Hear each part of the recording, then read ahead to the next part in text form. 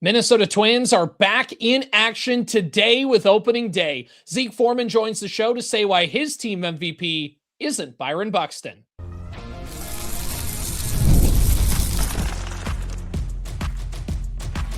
You are Locked On Twins, your daily Minnesota Twins podcast. Part of the Locked On Podcast Network, your team every day. Welcome into Locked On Twins, part of the Locked On Podcast Network, now the #1 sports podcast network. I'm CJ Baumgartner, Twins writer for Zone Coverage and a lifelong Twins fan. And we also have Zeke Fuhrman joining the show. He is a Twins author of Land of 10,000 Acres and more. We'll be discussing our awards and more. But first, this episode is brought to you by MLB The Show 26. Visit MLB.show/lockedon and use code LOCKEDON to unlock a pack for use in Diamond Dynasty. It's available now on PlayStation 5, Xbox, and Nintendo Switch. Rated E for everyone. Stay tuned later in the episode for our MLB Top 100 highlight. Today, we talk about Derek Shelton, how we expect his managing style to be the same, to be different from Rocco Baldelli. We talk about some opening day related Twins aches in franchise history. But first, we start off with our opening day preseason kind of opening day team awards, I guess is the best way to word it. It's not quite preseason anymore, Zeke, because we've made it. We've finally gotten to opening day. I know the Twins vibes aren't always great, but some baseball is better than no baseball, correct? Yeah, we've lived through an era with no baseball 6 years ago, and it was terrible. The issue there was we expected the Twins to be good back in 2020, and I don't think I've ever been looking less forward to a Twins opening day than this one, because it's kind of like let's get this over with kind of feeling for me. And let's take a look and see at all of these Twins awards, because even though the team itself isn't projected to necessarily be the best, they're predicted by Fangraphs. They're projected to finish with about 76 wins and finish third in the AL Central. But that being said, there still are players to watch. There's still teams to watch. There are still things you can follow throughout the course of a season that will keep you intrigued all year long. And let's start off with the team MVP. I teased it right at the top of the show, Zeke.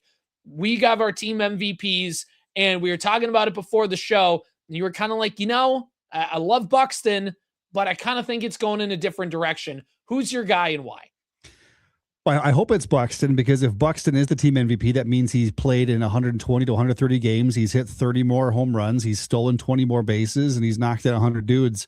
But wishful thinking is my hope is that it's Luke Keaschall this season. I mean, when your team is kind of in this limbo / rebuilding, retooling phase, I wouldn't say the Twins are in a full rebuild, because they've got Byron Buxton, they've got Joe Ryan, they've got some solid pieces to that rotation. They've got they've got high expectations for some of these dudes, and I think the expectations are the highest for Luke Keaschall, just based on what we saw before he broke his arm last season and the way he's torn the cover off the ball. I know he was getting some national media attention. Some guy in the national media picked him to be a top 10 MVP candidate in all of baseball, not just on the Minnesota Twins. And we've seen this guy do everything in the small sample size of Luke Keaschall. So I'm really hoping that he has just that giant sophomore season this year. Yeah, I'm going the boring route. I'm picking Byron Buxton. I'm banking on the health, which is something that maybe by the time somebody listens to this podcast, maybe it's not necessarily that way if you listen past the first game. But that being said, I think Buxton has put together back-to-back seasons of 100-plus games. He's been able to play, and he's been able to play at a high level. And I think last year you saw a lot of what Byron Buxton could do. Finished with 36 home runs, finished with an OPS over 800, had a weighted runs created plus that had him in the top 15. I mean, Byron Buxton was a top 15 hitter in all of baseball last year. And to see that continue, I think it's just, it's kind of a layup for me. I'm just going to take that one and move on. Let's move on to the team Cy Young Award winner. Who do you think is going to be the Twins' top pitcher? I'll give you a second to think. I'm going to say Joe Ryan. Again, I'm taking the layup here. The one question will be I'm not taking Joe Ryan because of the fact that Mick Abel is going to be, I think, this team's ace by the end of the year, and whether he's a bona fide ace or just an ace by default, I think this team's Cy Young Award winner is going to be Joe Ryan. not going to be Joe Ryan, but rather Mick Abel, because I think Joe Ryan won't be on the Twins roster by the end of the season. And so when you factor that in, which is just, a great thing to think about right as we try and get excited for opening day, and he's the opening day starter, I think Mick Abel is ready to take a leap. He had troubles at the major leagues last year, had an ERA of over 6, high walk rate, but he really honed in the walks, albeit it's just spring training, but the walk numbers were reined in. This guy had an ERA of 2.8, 2.82 in the minor leagues last year. And if you can get close to that, even an ERA just in the 3.5 range, very, very good spot for the Minnesota Twins to be in. So my Cy Young pick for 2026 is Mick Abel. Zeke, who do you got? I was going to go Joe Ryan also. That's kind of the layup answer, but depending on how things shake out for the Minnesota Twins this season, Joe Ryan may not be on the team at the end of the year to claim the team's MVP. So I'm going to go just based on hoping we get the return for a guy in Griffin Jacks, like I hope we can. I'm going to go Taj Bradley. I mean, he's a guy who's got a lot to prove this season. He had an ERA of over 5 last year, split between the Twins and Tampa Bay, but he had a 4.11 ERA back in 2024. Pretty good whip, doesn't give up a ton of home runs, and maybe by default, if Mick Abel doesn't have the second season with the Twins that we think he is, it may be by default. I mean, look at the rest of the Twins rotation. You got Bailey Ober, you got Simeon Woods Richardson, and Taj Bradley. I think just by default, which one could be the best? I mean, maybe Simeon Woods Richardson, I don't know, but Taj Bradley, just a blind pick? I don't know. Yeah, no, I think there is some promise with Bradley. The Twins completely reworked his pitch mix. They reworked things with his game to try and get him ready to go. So yeah, I think that one's got intrigue. That one's got legs to it. We'll see how much they grow over the course of the season. Team's best reliever, not a lot to work with there, so I'm going to keep mine brief.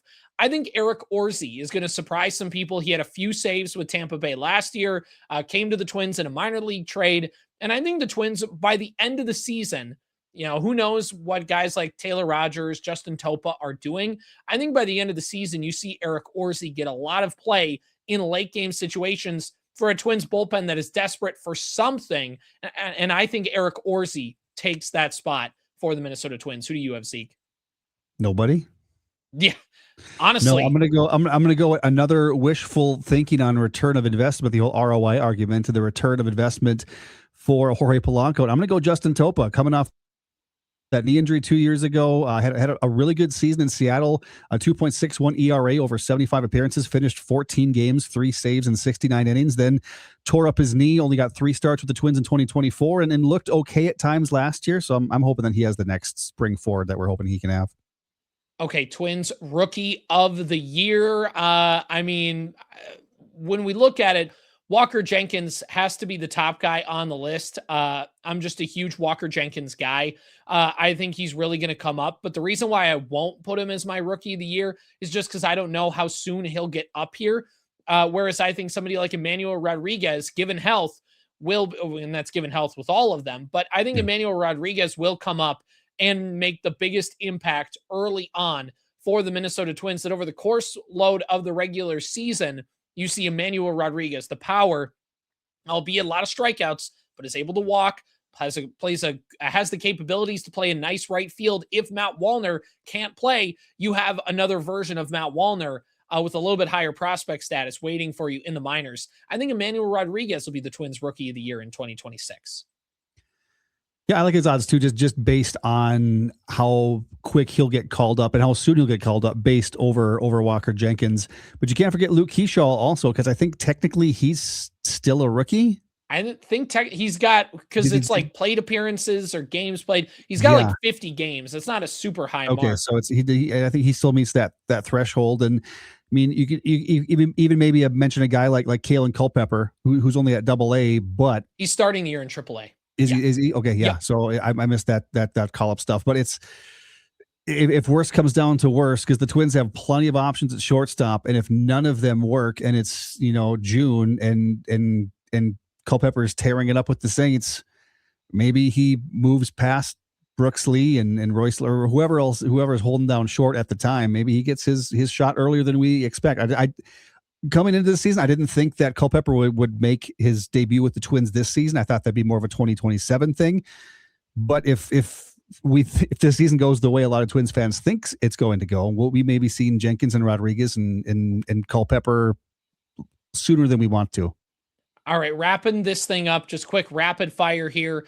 Most improved player for the Minnesota Twins in 2026. I'm going to go Brooks Lee. I think he has a bounce back year, and I think the bat finally comes around. I'm not going to say he's great, but I think he at least can hold down the fort at shortstop. Brooks Lee will be my most improved Twin in 2026. Zeke, I know there's not a ton of Twins to really improve. I mean, there's a lot of different options, I should say, on who can improve, but maybe not a lot of great options. Who is your pick for most improved Twin in 2026? I'm going to go back to the ROI argument and what is something we gave up for something back. And I'm going to go back to the Jose Barrios trade. And I hope this is the year that Austin Martin makes that big jump from what we expect from Austin Martin to what we think he can be. And you can maybe put James Alpin in that same category too. Just that Alan fourth Roden outfielder. in there. Oh yeah. Whoever's that fourth, fifth outfielder, I think, especially with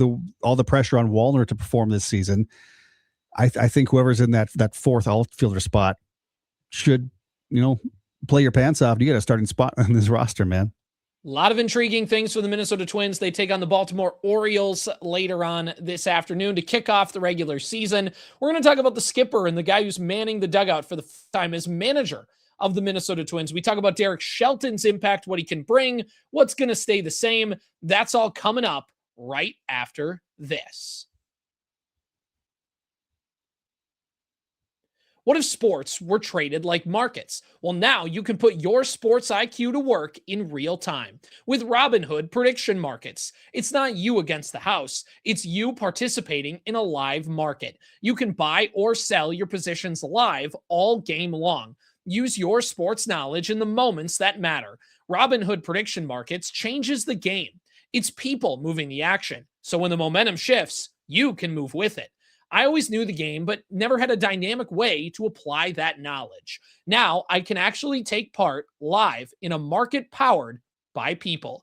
You're no longer just a spectator. Play by play, you decide. Trade every play with Robinhood. Now available across the U.S. Download the Robinhood app now to begin. Futures and cleared swaps trading involves significant risk and is not appropriate for everyone. Event contracts are offered by Robinhood Derivatives, LLC, a registered futures commission merchant and swap firm.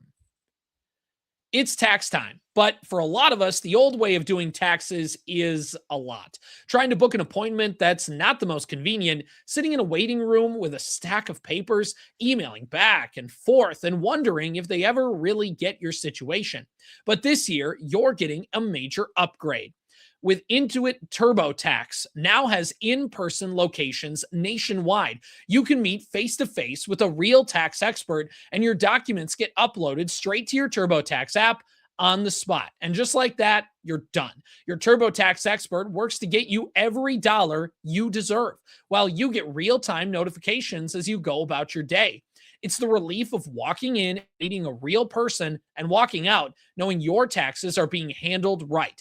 Head to turbotax.com/local to find a store near you and book your appointment.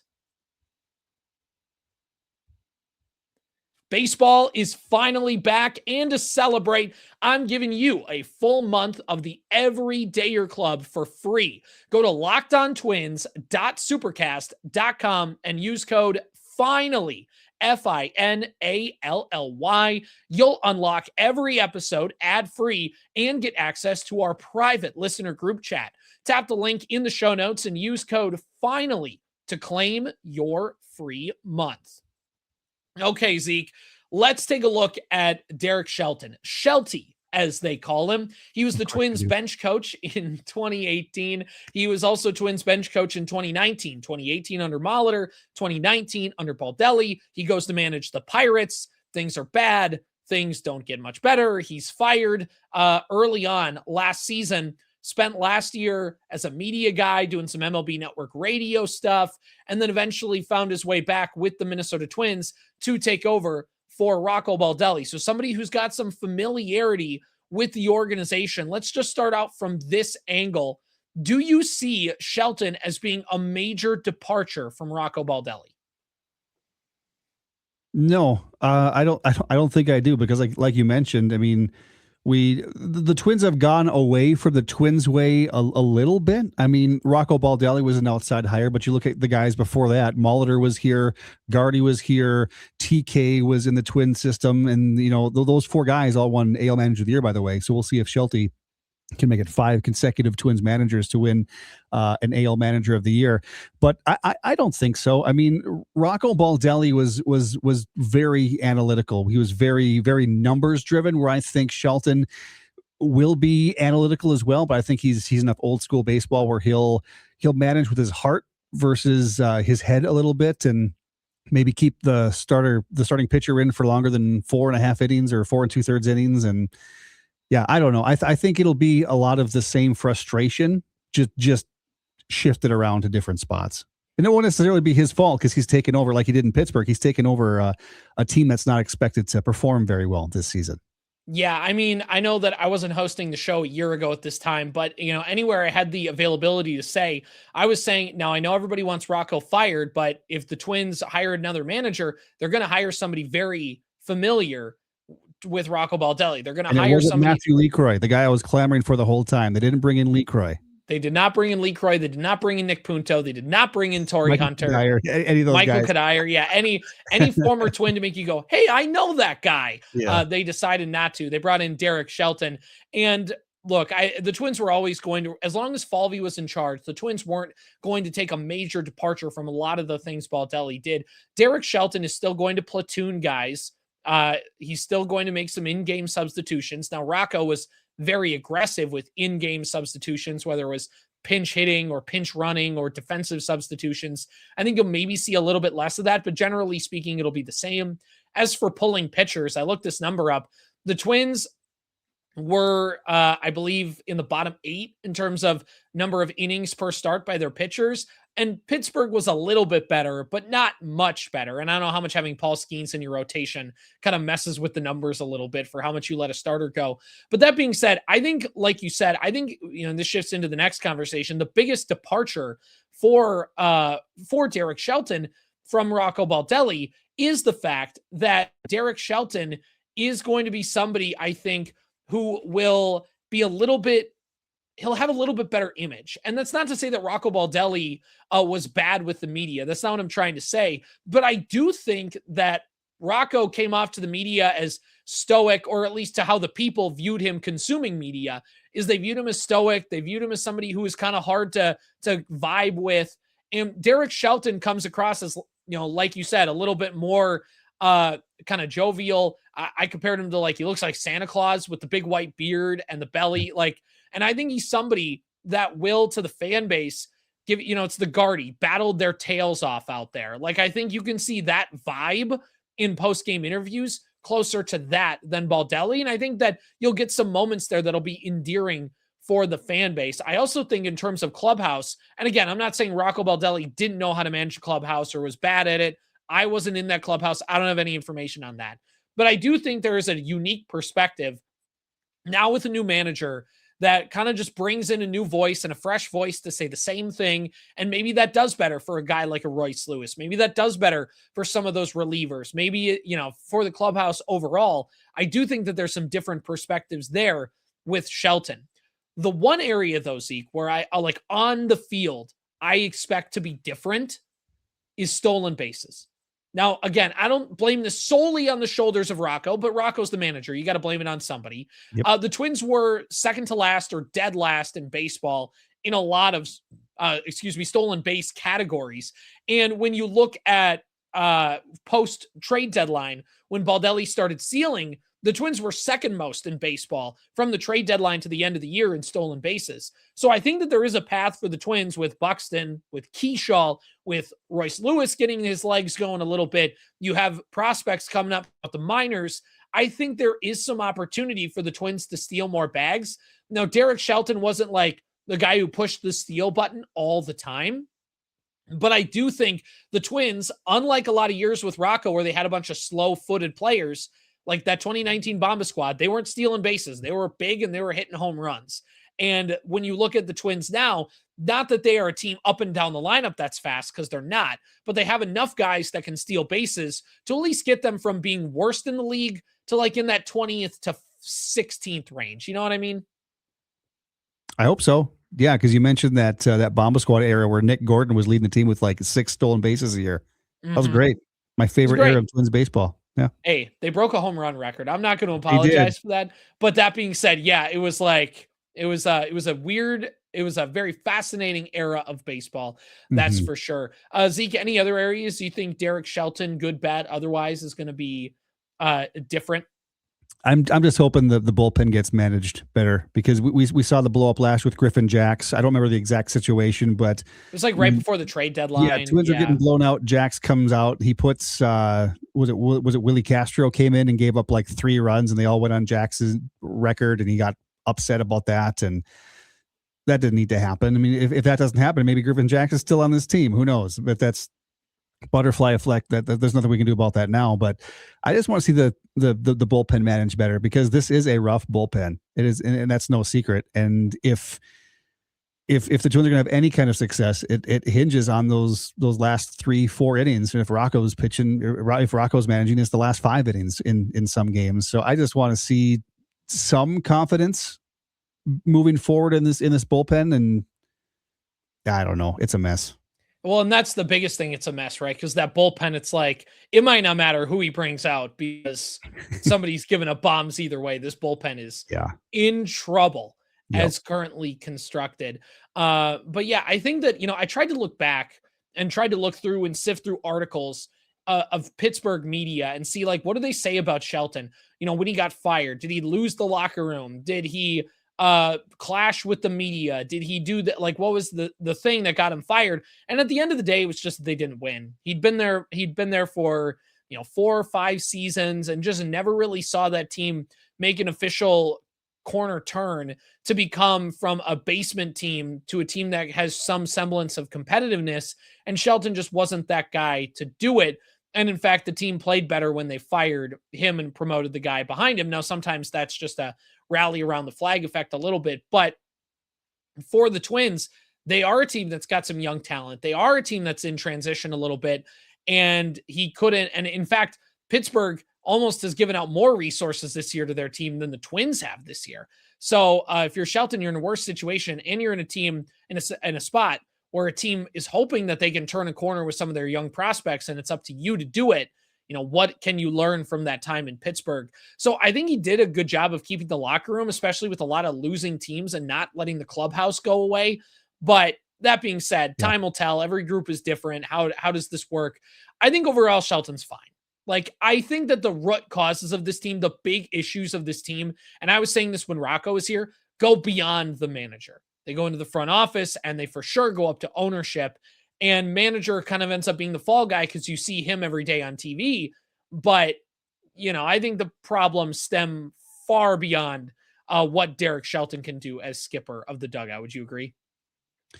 Yeah, I think a huge part of it also has to do with what he did with Paul Skeens last year. Looking at Skeens' numbers, reigning Cy Young winner, a 1.97 ERA last year in 32 games, and he only won 10 starts.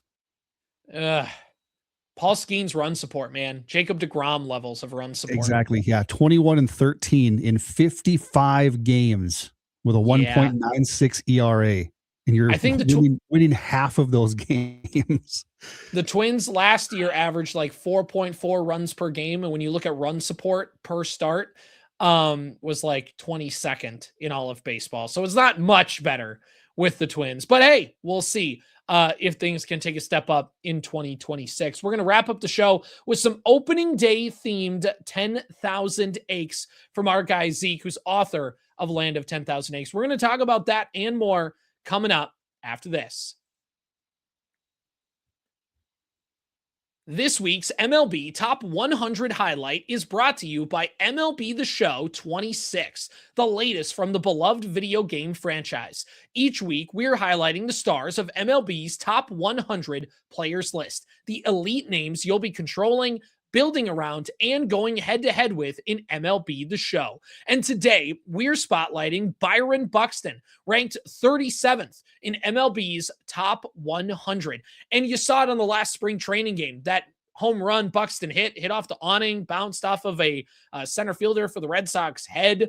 They were talking about Byron Buxton's pants. That's how well things have been going for him. And of course, we know the speed, the glove, everything Byron Buxton does, it makes him such an elite player with the bat, with the glove, with the speed. And that same dominance shows up in MLB The Show 26 with upgraded ratings, new animations, and improved gameplay feel. So if you're a Twins fan, this is the guy to build your franchise around. And in MLB The Show, you can do exactly that. MLB The Show 26 lets you be the guys the way we talk about them every day, like Buxton, the clutch moments, breakout seasons, and new superstar traits. Are you going to join Byron Buxton on your road to the show with the Twins? What will your legacy be in Road to the Show? MLB The Show's career mode. Can you make it to Cooperstown? That this week's MLB Top 100 highlight presented by MLB The Show 26, where you can play, manage, and build your favorite players and teams. If you love talking baseball, you'll love playing it even more. Visit MLB.show/lockedon and use code LOCKEDON to unlock a pack for use in Diamond Dynasty. Internet connection required. It's available now for PlayStation 5, Xbox Series S and X, and Nintendo Switch. Rated E for everyone. The tournament is here. One of the best times of the year. Brackets, buzzer beaters, upsets. It's nonstop action from tip to final cutdown. And right now, FanDuel is giving new customers a way to stay in the action all tournament long. Here's the best part. You can get up to $300 back in bonus bets every day for 10 days. That means 10 chances to stay involved throughout the entire tournament. You can mix it up however you want.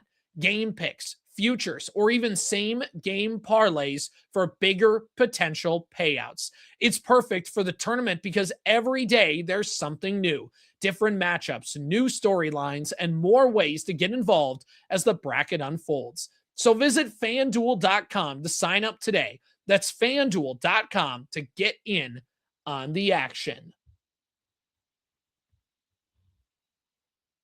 All right, let's wrap up the show, Zeke, by talking about Land of 10,000 Aches. Zeke, for those who aren't familiar, just tell us the premise of your book. Yeah, it's a book available on Amazon, Land of 10,000 Aches, and it is a history of Minnesota meltdowns. A lot of different sad things in this book. The Vikings draft Demetrius Underwood is the page I just opened up to. Awesome. We've got 1991 Stanley Cup Finals versus Pittsburgh, where I think Pittsburgh had the biggest win margin in Stanley Cup history. I think they won like 8-0 or something like that in that game. I didn't even know that moment existed, and now I'm sad. Yeah, sure does. Yeah. The Chuck Knobloch game at the Metrodome where they were throwing hot dogs and batteries and stuff at him, and Tom Kelly had to come scold the fans in left field. The Wolves trade Brandon Roy for Randy Foy, all kinds of awesome stuff in this book. Yeah. Perfect. So in the interest of getting everybody all jazzed up for opening day, let's talk about some opening day themed aches for the Minnesota Twins.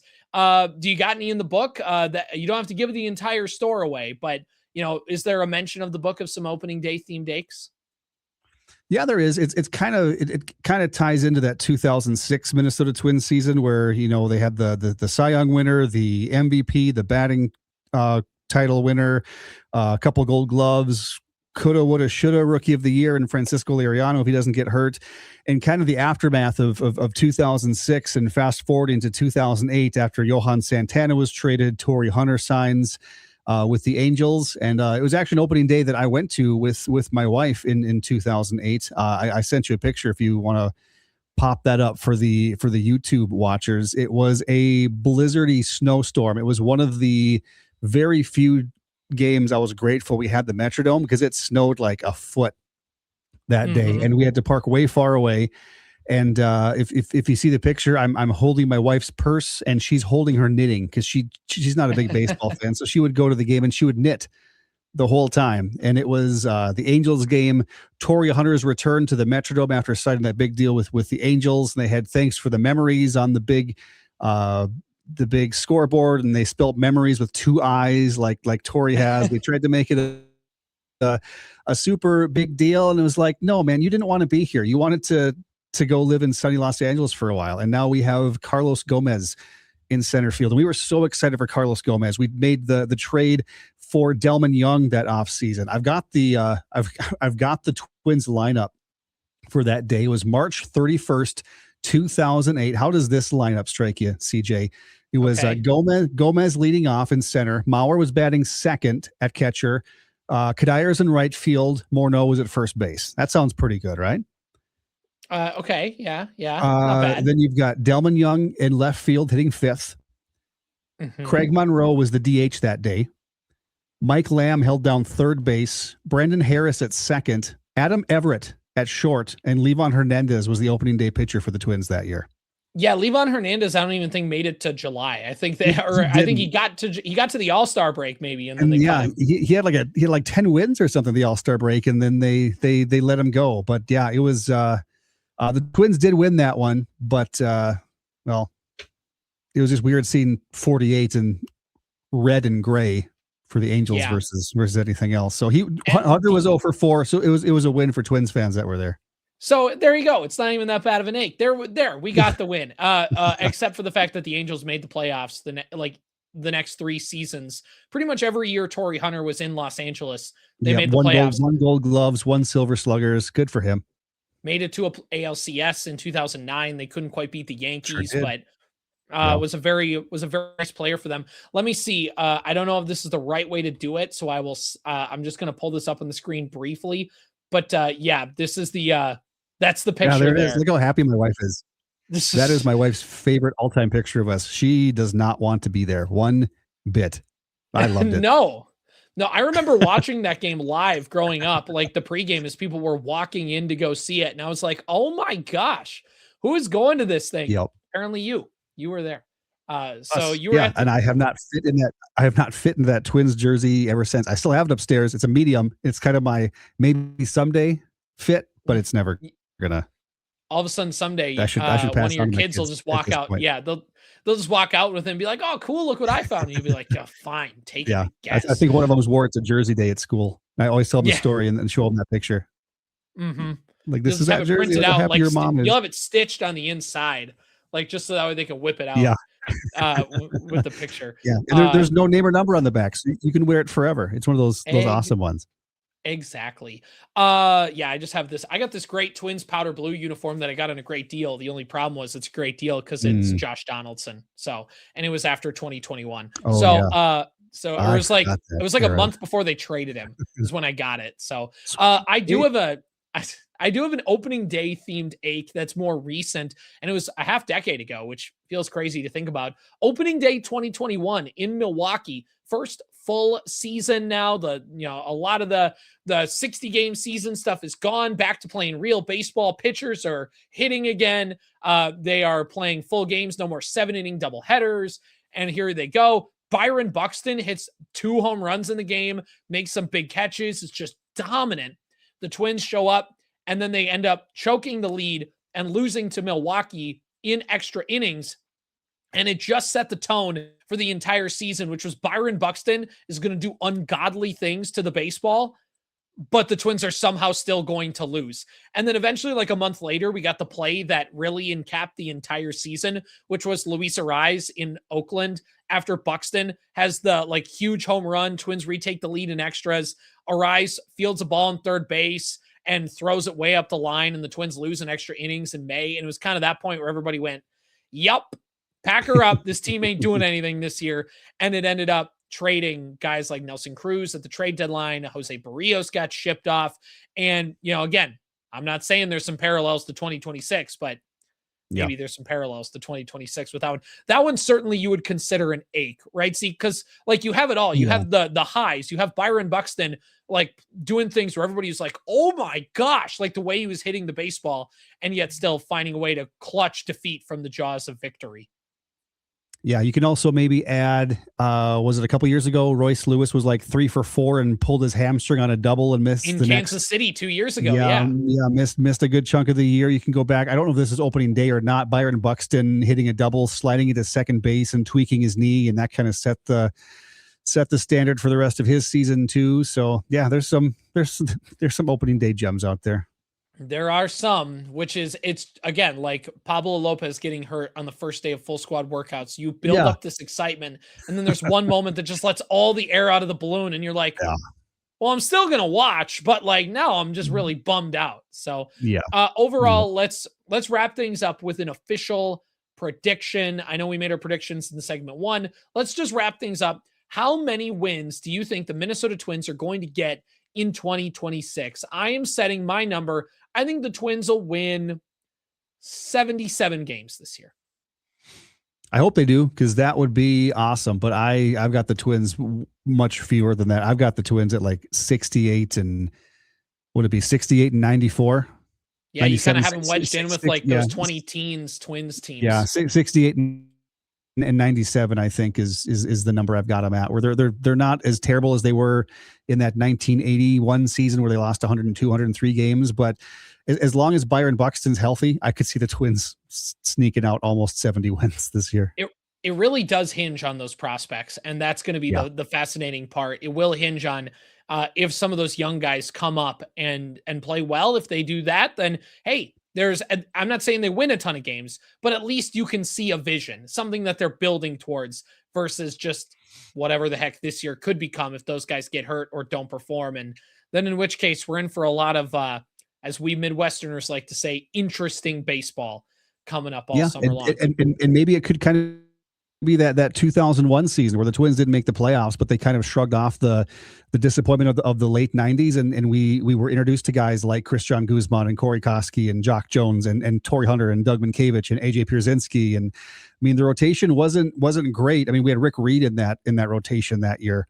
Joe Mays was in that rotation last year. That was good Joe Mays, but I don't know. It's baseball, and it's why we play the games. No one expected the 2001 Minnesota Twins to win 80 plus games. And there they were, right until the end before Cleveland passed them up. And then after that, 02, 03, 05, 06, Twins division winners after that. So maybe this is just the shot in the arm they need.